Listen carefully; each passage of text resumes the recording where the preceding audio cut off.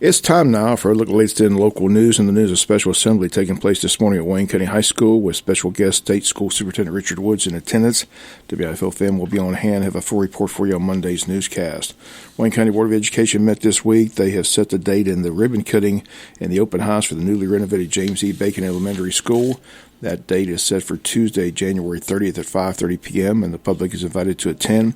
Once again, the date, Tuesday, January 30th at 5:30 p.m. Arthur Williams Middle School will host their second set of academic parent-teacher teams APTT meetings for all grade levels on Tuesday, January 23rd.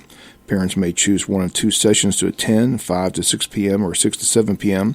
They'll have food trucks on campus so that parents may purchase their dinner while they are present.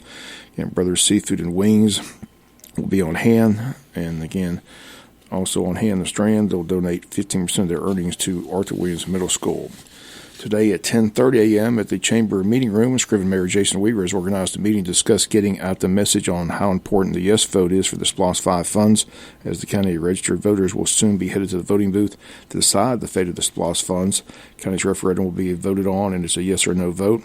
Mayor Weaver, again, has organized and contacted other elected officials, asked them to attend today's meeting to discuss getting the word out to the voters of how important the vote is for the county and the cities of Jesup, Bowdoin, and Scriven. Once again, that's taking place today at 10:30 a.m. at the Chamber of Commerce Meeting Room. We'll be back with more news after this word from our sponsor, the commercial messages, so please stay tuned. In other news, the presidential preference primary will be held on March the 12th. The last day for a person to register to be able to vote in the March 12th presidential primary is Monday, February the 12th at 5 p.m. To check your registration status, change your name or address, find your polling place, request an absentee by mail ballot, or view a sample ballot, you can visit my voter page at mvp.sos.ga.gov. If you're not registered to vote, you can complete the online voter registration form with a valid Georgia driver's license, or you can download and complete the voter registration form and return it to the Wayne County Registrar's office. Advanced voting is going to begin on Monday, February 19th and go through Friday, March the 8th from 8 a.m. to 5 p.m. There will be two mandatory Saturday voting days on February 24th and March the 2nd from 9 a.m. to 5 p.m.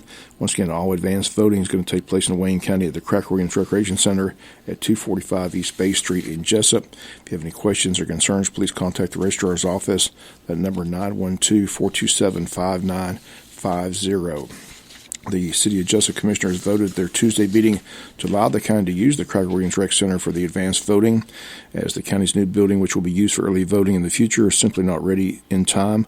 So on Tuesday night at the City Council meeting, County Administrator Paul Girardi was in attendance asking the city for the use of the building. City Commissioner Mike Deal motioned to allow the county to use the facility at no cost, and that motion passed by unanimous vote.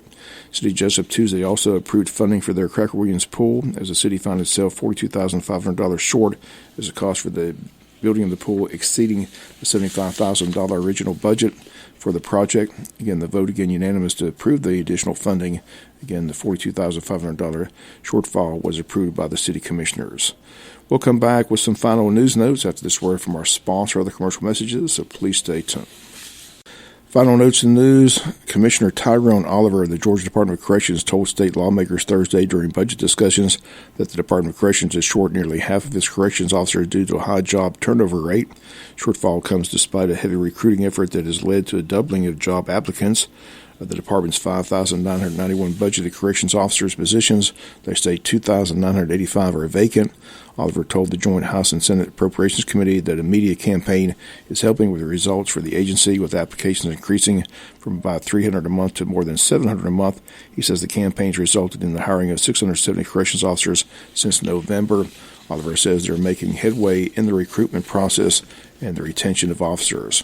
During a presentation of Governor Kent's budget request, Oliver asked lawmakers for an additional $2.5 billion in next year's fiscal budget to continue recruitment efforts totaling $6.1 billion. In Washington, good news as both chambers of Congress on Thursday signed off on legislation to temporarily fund the federal government, avoiding a partial shutdown that was set to begin tonight at midnight. And that's going to do it for the local news. Again, Bob Morgan saying have a great day.